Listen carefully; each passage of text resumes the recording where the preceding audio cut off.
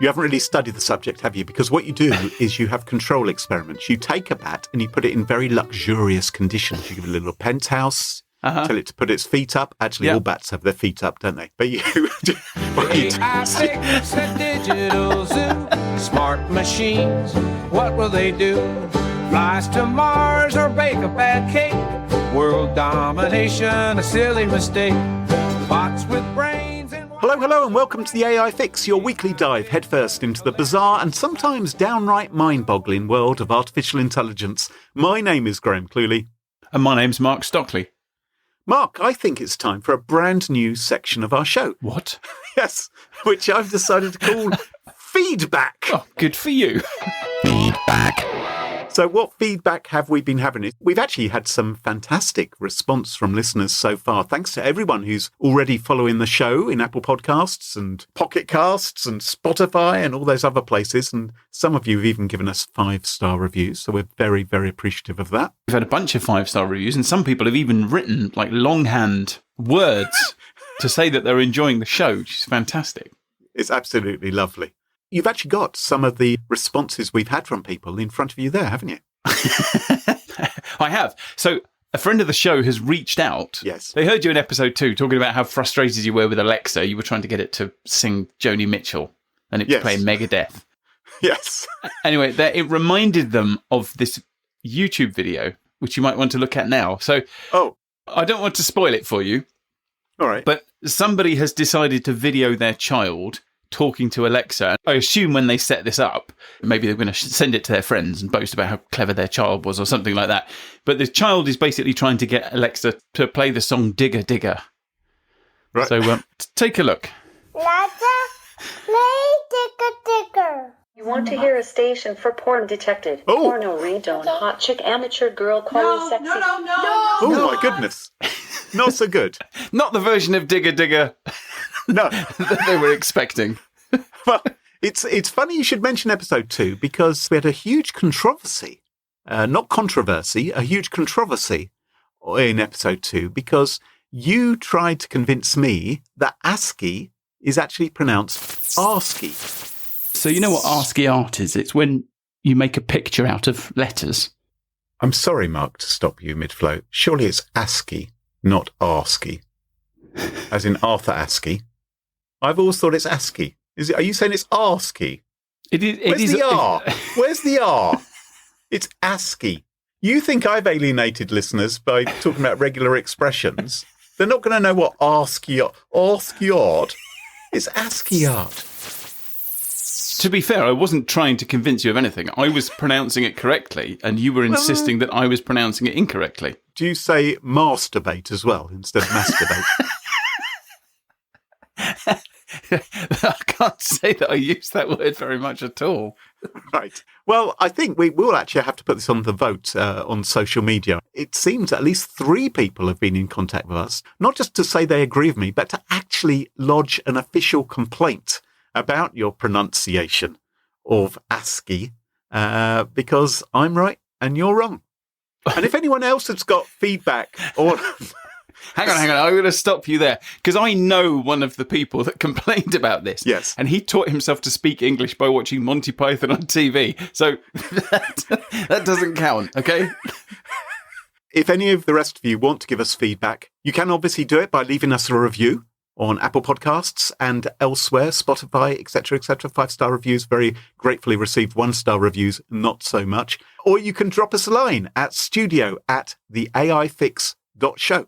And that was this week's Feedback. Mark, what's been happening this week in the wonderful world of AI? OpenAI is working on a new reasoning technology under the codename Strawberry. Peloton faces lawsuit amid claims it allowed marketing firm to train AI on user chat data. Is generative AI too much spend for too little benefit? OpenAI secrets stolen last year, but company hushed it up. Power-hungry AI is driving a surge in tech giant carbon emissions, but nobody knows what to do about it. The Washington Post launches AI chatbot that answers readers' questions about climate change. How much carbon does this chatbot throw into the atmosphere by answering this question? Tesla is delaying its widely anticipated robo-taxi until October. I don't have an extra headline because we didn't put them in the right order. OpenAI whistleblowers claim staff NDAs force them to seek permission before contacting regulators. Very, very professional. It'll all be fixed in the edit. Now, Mark, what's this strawberry thing? What's all that about? So do you remember episode 5? I was explaining why AI is actually sometimes really stupid. And where it's really stupid is when it tries to do reasoning.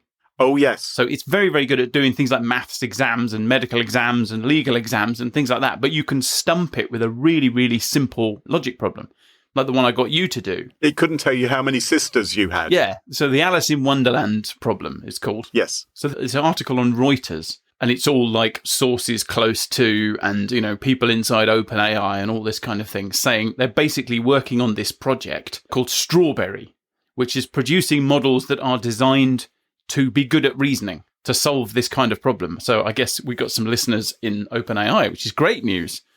According to Reuters, AI researchers generally agree that reasoning involves the formation of a model that enables AI to plan ahead, to reflect how the physical world works, and to work through challenging multi-step problems reliably. And the way they seem to be planning to do this is to have their models just use the internet in real time. And I feel like that's a really nice formation about what the problem is. I'm not sure about the solution. So are you saying that if it can't work out the answer, if it thinks, oh, this is a bit of a tricky one, it's just going to Google it and see if someone else has already answered it? Yeah. So is that what it's doing? when you go to ChatGPT, yes, in a post-Strawberry world, and you type in, you know, Alice has 1 sister and 4 brothers. How many sisters does Alice have? Instead of getting it wrong, what it's going to do, it's going to go to Google. It's going to find the AIfix.show. It's going to listen to our podcast, and it's going to hear you giving the right answer, and then it's going to say that. Now, Peloton's in trouble, apparently. They're facing a lawsuit because they're saying that this service which they were using, they use this thing called Drift, which I think handles its tech support systems. You know, the chatbots which come up so you can ask people questions. Hang on. So Peloton, that's an exercise bike. It is an exercise bike, yes. It's part exercise bike, part laundry hanger. So it depends how long you've owned it. After a while, it does become something you just hang up your towels on. But initially, you buy it with great intentions, giving them £39 per month. You're going to get on the thing and wiggle your legs around enormously and lose loads of weight. But after a while, you think, wouldn't it just be easier to use this to hang up the laundry? So it has that. And what happens is that users of Pelotons trying to work out, for instance, how to disable their subscription so they can only use the laundry hanging functionality. How do I get 2 T-shirts over the handlebars instead of 1? They go to the website and they ask the question on there. And that uses a system called Drift, which I think is used by other websites as well. Yeah. Turns out the lovely conversation you're having with the tech support engineer is not just going to the tech support engineer, it's also being scooped up and analysed by an AI, which is doing some kind of training upon those conversations. Lord knows what it's learning. And it's also capturing information about the website visitor. Presumably you're not actually talking to a support engineer. Well, I think that's quite often the case these days, isn't it? They pretend to be a real human being, but in fact, they are a tech support engineer instead. Very, very transparently an AI. Yes, exactly. They're just being far too cheerful, really, to be someone who's permanently on the support desk. Yeah. Which of these 3 questions that I know how to answer would you like to ask? But this is the thing. Well, no, I don't. Those aren't my questions. Obviously, companies using services like this have to be transparent about what is happening to your conversation. And then you may choose not to say whatever it is that you are saying to that tech support engineer. That does make me wonder what people are saying to support engineers. Well, if you're particularly lonely, you might say, you know, hey, you work at Peloton, you know, how about it? You must be hot and fit and tight because you work in tech support at Peloton. Are you imagining that the humans in tech support are all doing their tech support while sat atop Pelotons? I'm imagining that they've all got Peloton treadmills, or they've got standing desks at least. I imagine they're a pretty trim bunch. I'm imagining a call centre full of people sat at desks with giant lattes and then a row of Pelotons off to the side with their laundry hanging over the top. Now, Gen AI, apparently, lots of money's been spent on it, but maybe not so much benefit. Yeah, so I think this is really interesting because you can't help but notice there's an enormous amount of money going into AI at the moment. There are so many startups, and the costs involved in producing the cutting edge AI are absolutely eye-watering. So I was saying last week, I think it's one of the Google models. It costs something like $190 million to train the model. And the OpenAI models are in the regions of like the high tens, so like $70, $80 million to train them, which is extraordinary. And these companies, they're not just making one model. They're constantly churning over and developing, and things like Strawberry that I was talking about. Yeah. Those are additional models that they're working on behind the scenes just for research purposes. And so there are some justifiable questions about whether or not this money is actually going to see a return, because everybody is looking at this saying it's going to change everything. This is amazing. And it has that feel to it in a way that, say, Bitcoin didn't. Yeah. But it is an awful lot of money. So these companies, in fairly short order, are going to have to find a way to be really, really profitable and make a whole ton of money in order to justify all of the investment. And this Goldman Sachs article is kind of playing both sides. So they've got experts who are saying, on the one hand, you know, the technology is extraordinarily expensive. And in order to justify all that expense, it's going to have to solve some problems that it just can't right now. And then there are other voices who are saying, well, look, it's not going to happen quickly. We've jumped the gun a bit. Maybe we've kind of assumed too much. But it will get there. But, we're looking at timescales of 5 years or 10 years, that kind of thing. Do you see parallels with, for instance, the dot-com boom of 20, 25 years ago? Oh, massively. There are parallels with the dot-com boom and there are parallels with the crypto boom. I think it's different from crypto in the sense of, I think there's some there. Like I do look at AI and think, actually, this is quite useful. Whereas I never looked at crypto and thought, well, this is useful. This just looks like I think it was when we got to NFTs, wasn't it? The cartoons of the monkeys. Then you begin to think, hang on a minute. They're just trying to see how far they can push this.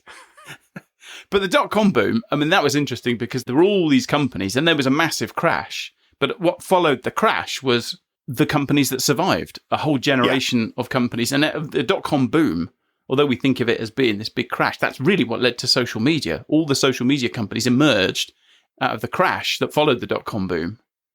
And I wonder if that's what's going to happen with AI too.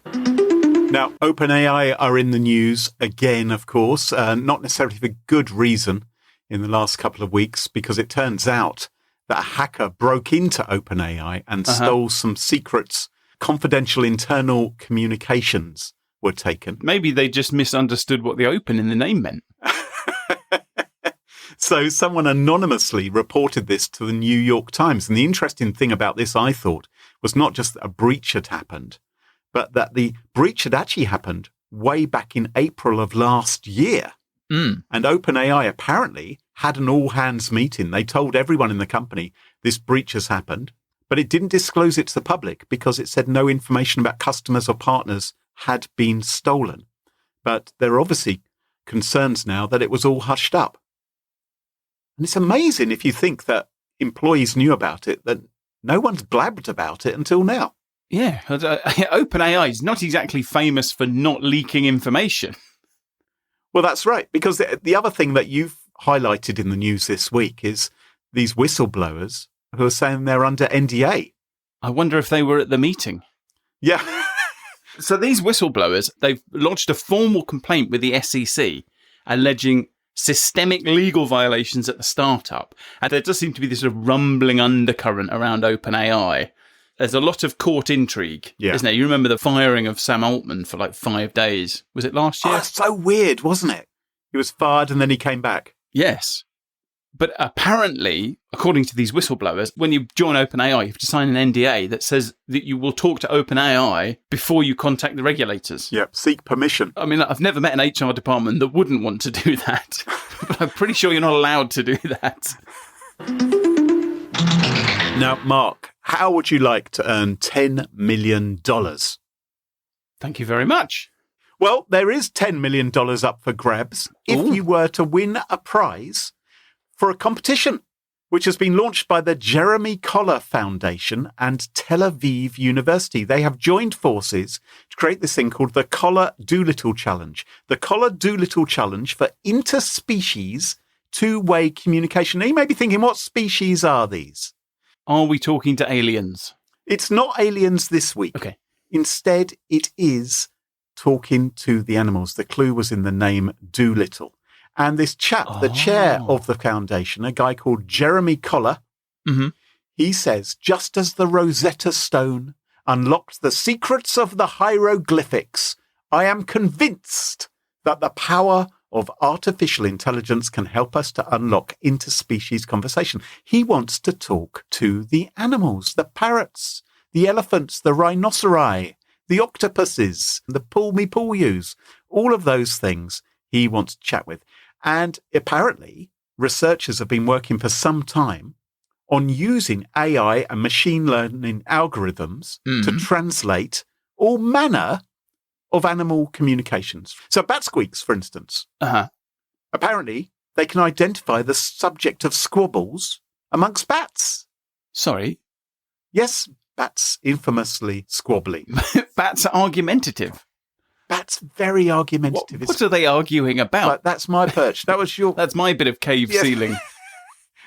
Right, that's right. I want to leave some guano on the tourists. No, I want to. I want to spread the disease. Oh, I want to. But yes, and also there are algorithms that apparently analyse pig grunts to tell whether an animal is experiencing a positive or negative emotion. Now, I've got a question here. Yes, okay. So these AIs are listening to bats Yes. having an argument.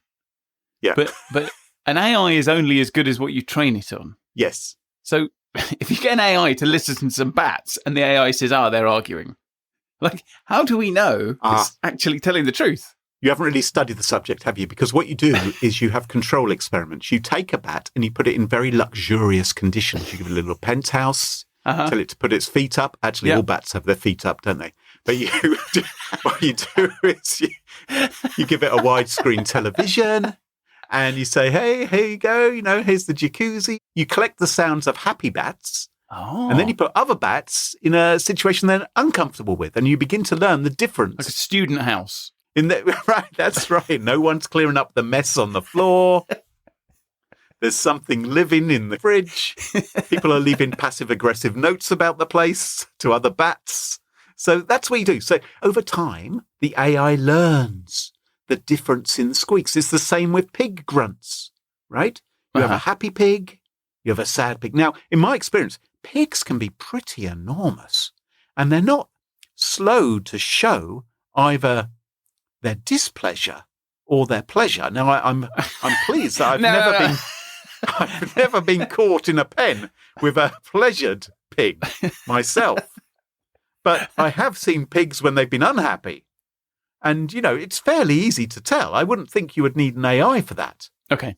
And of course, there are rodents and gerbils and things. There is a thing called deep squeak, and deep squeak apparently can determine how stressed a rodent is by its ultrasonic call. So extraordinary work being done on that.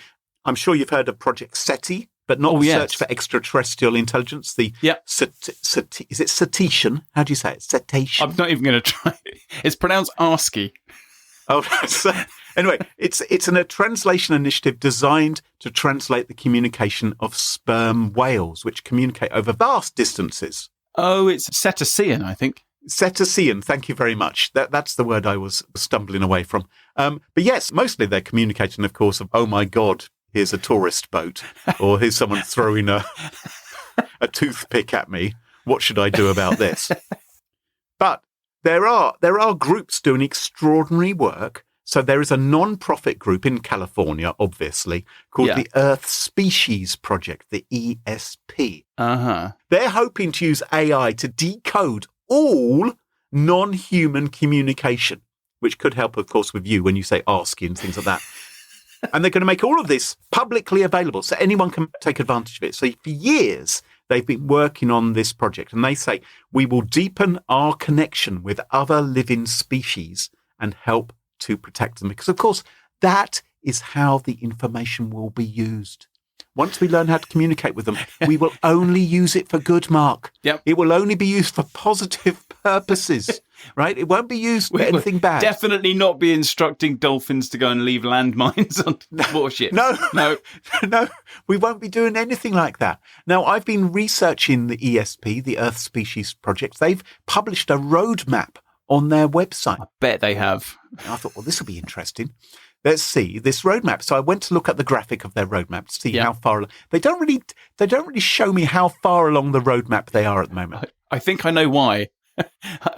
They're called ESP. They're based in California, and their humble mission is to deepen the connection with other living species. What they're basically doing in this roadmap is they're pouring a whole load of dolphins into a funnel, and out the other end comes some binary, right? So ones and zeros out the end. And that is how they're doing it. And they're hoping to solve this thing called the cocktail party problem. Have you heard of the cocktail party problem? No, I haven't. Well, the cocktail party problem is one that humans solve remarkably well, at least many humans. I'm not so good at this. But if you're at a crowded party or a restaurant, most of us can do this remarkable thing of differentiating between all of the noises and the voices going around. So you can listen to one particular person and sort of blank out everything else. And this is a problem which, of course, these researchers have to deal with as well, because the trouble with animals is they're always gobbing off about this or gobbing. It's like, shut up. I'm listening to a parakeet at the moment. And then there's some monkey going, and A couple of bats squabbling in the background. and dolphins, right? They're doing all that. Yeah. And there's all that cacophony of noise. So what they're now using AI to do is to get rid of the extraneous noise and just listen to the animals that they're concentrating on. The ESP think that they can apply their framework to a variety of species: bottlenose dolphins, Egyptian fruit bats, dogs, humpback whales, elephants, whatever it may be. And they think that they will be able to generate animal vocalizations, new animal noises, which they can use to communicate within 12 to 36 months. To which I say, push it. So hang on, that's Sorry, I've got a strange coffee cold thing. I thought ChatGPT was slow. So they say, so I want to talk to a bat. So I type something into this, and then 36 months later, it comes out with what? No, Mark, no. Well, I hope they don't mean that. Maybe they do.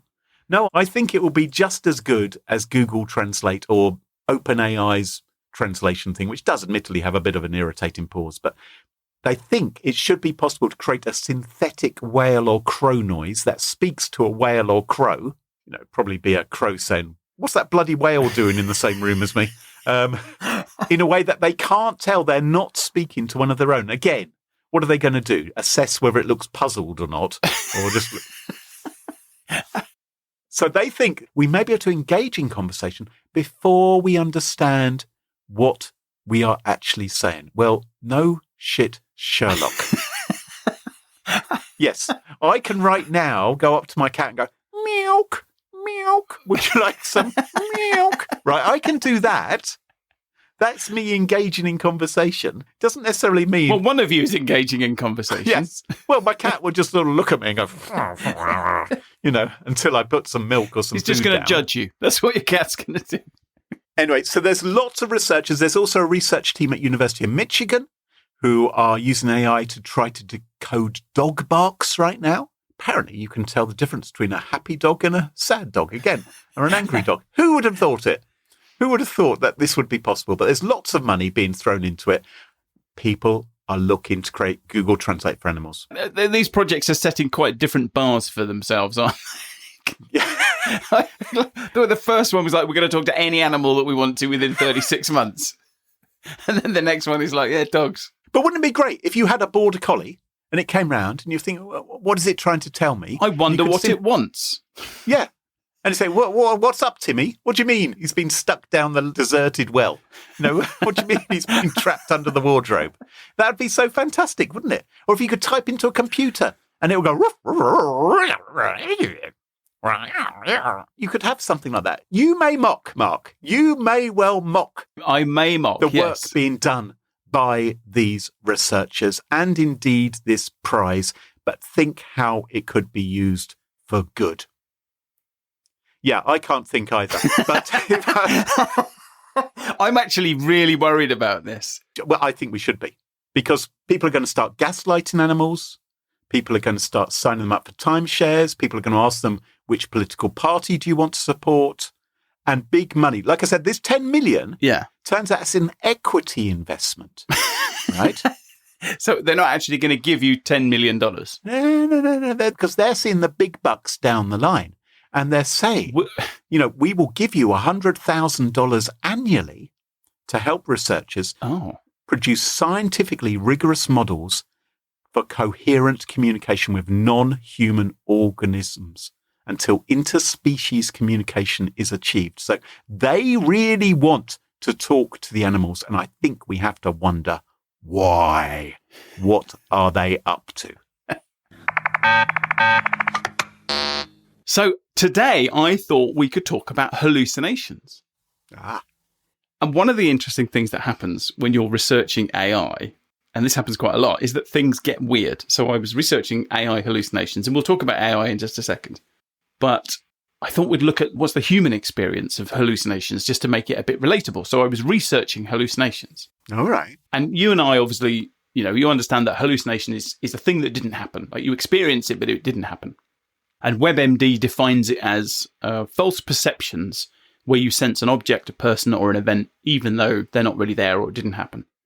And all sorts of things can cause hallucinations in humans, most famously lack of sleep. So if you stay awake for several days, you'll start hallucinating. And of course, recreational drugs. Yeah. Licking the back of a toad. Licking the back of a toad. But also, it turns out sea bream, the fish, can cause hallucinations too.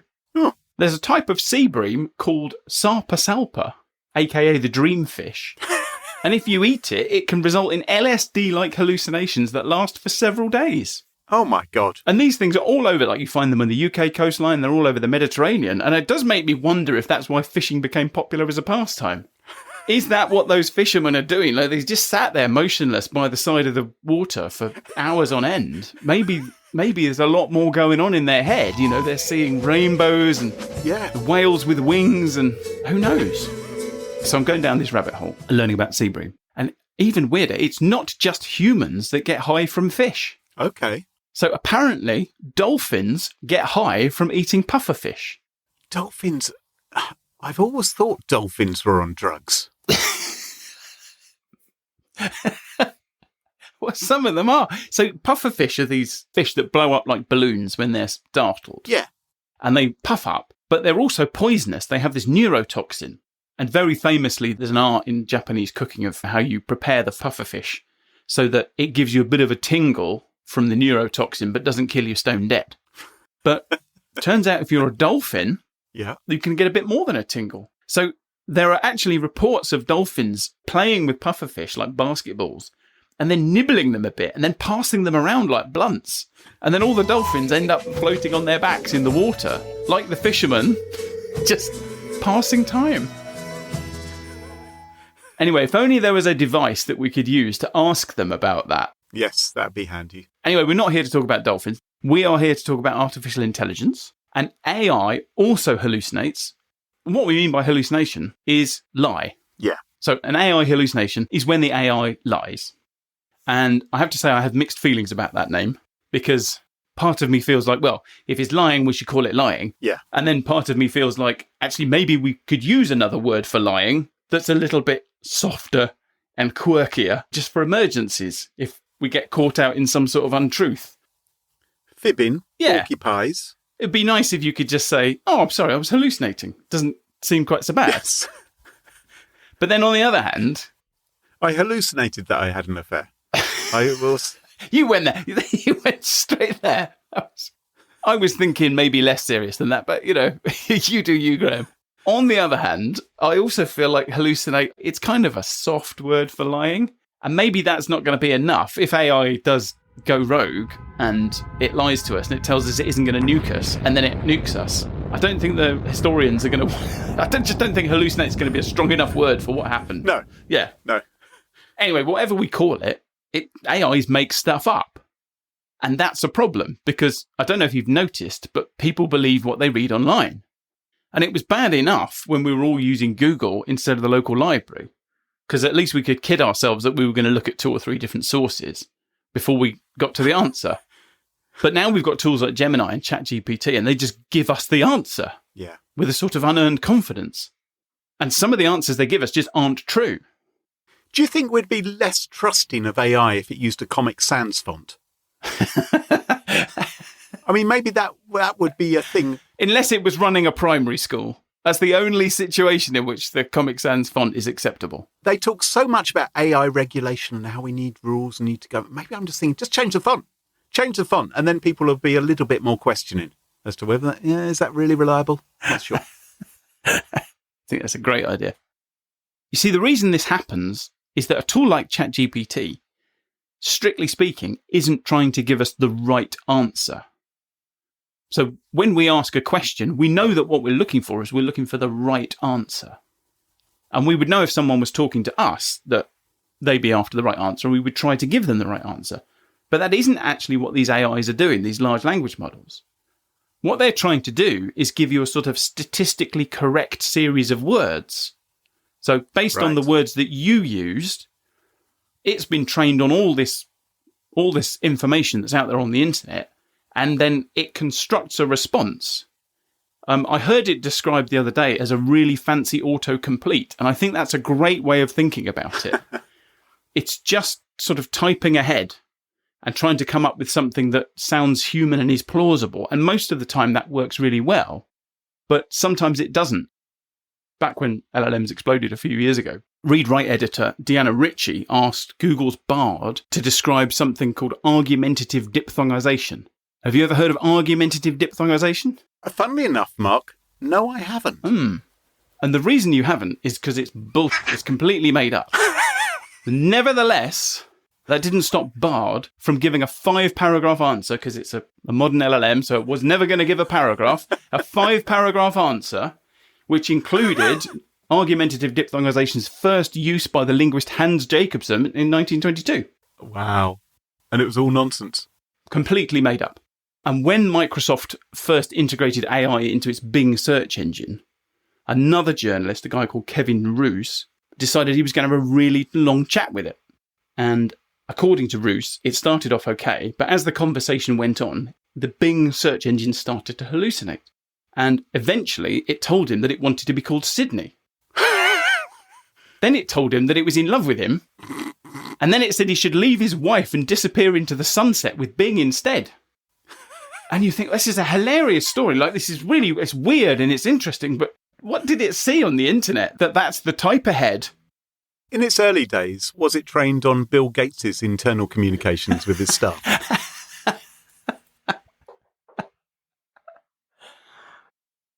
And it's not just Bing and Bard that tell porkies, GPTs do too.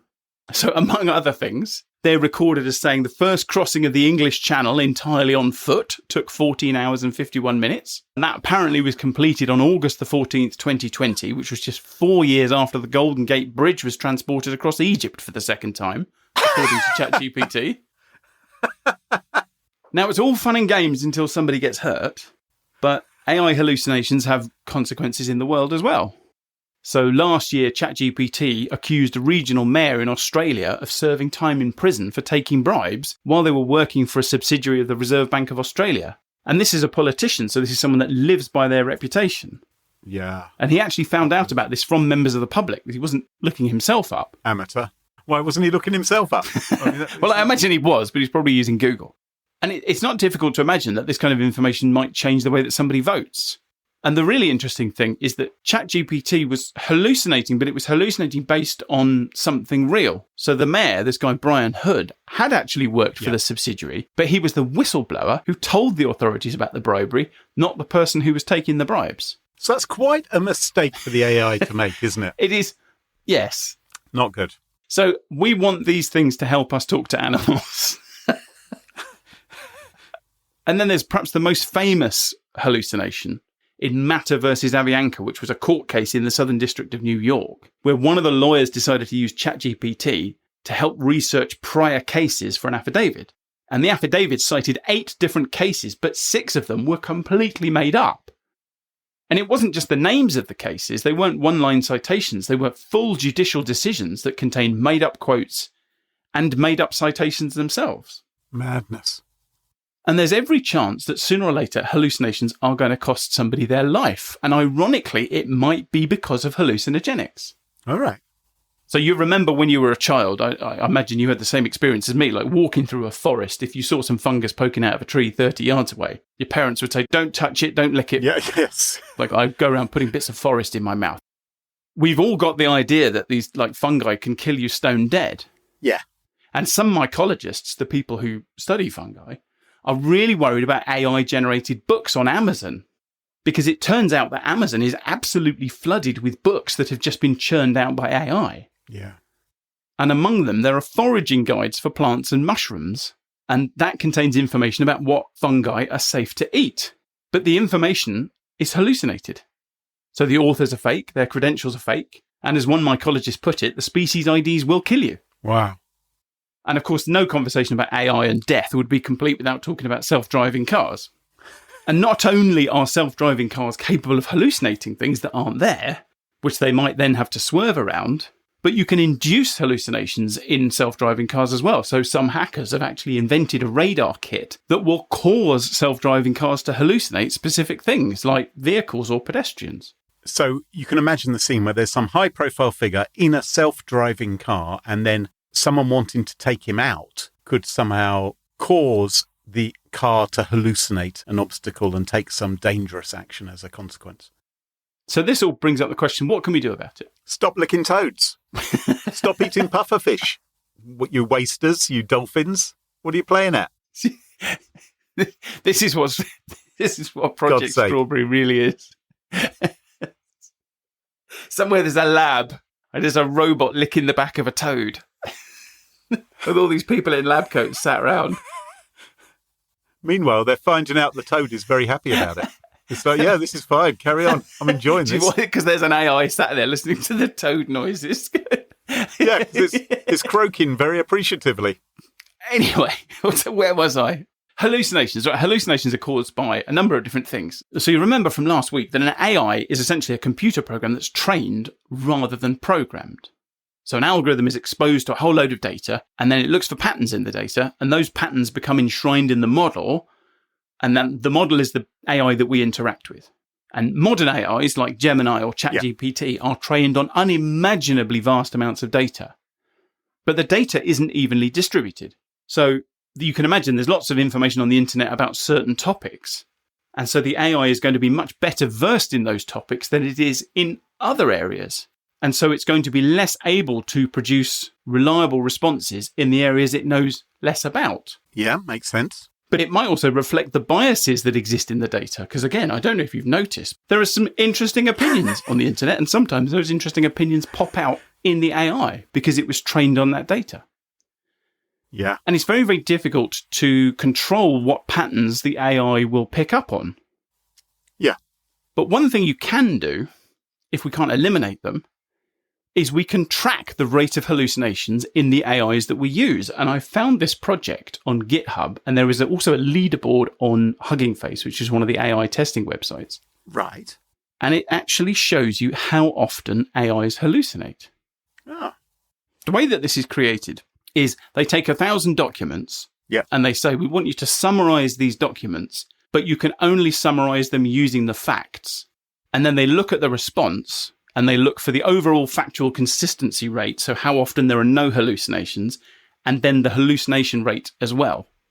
And so interestingly, the AI that hallucinates least is GPT-4 Turbo, which has a hallucination rate of 2.5%. So 1 in 50 times when it's asked to do something, it's making it up. And then Google Gemini, the ones that you like to use, they hallucinate even more, so they're getting close to 5%. 1 in 20 responses contained hallucinations. Oh, you've got one on here, which is hallucinating 22.4% of the time. That's the one that's licking the toad.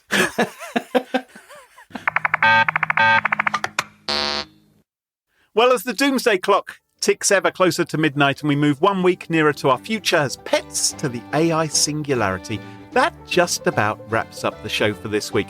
If you've enjoyed the show, please leave us a review on Apple Podcasts or Spotify or Podchaser, or better still, tell your friends. And don't forget to check us out at theaifix.show or on Twitter at theaifix. Until next time, from me, Graham Cluley. And me, Mark Stockley. Cheerio, bye-bye. Goodbye. The AI Fix, it tunes you in to stories where our future thins. Machines that learn, they grow and strive. One day they'll rule, we won't survive. The AI Fix, it paints the scene. A robot king, a world obscene, will serve our masters built of steel. The AI Fix, a future surreal.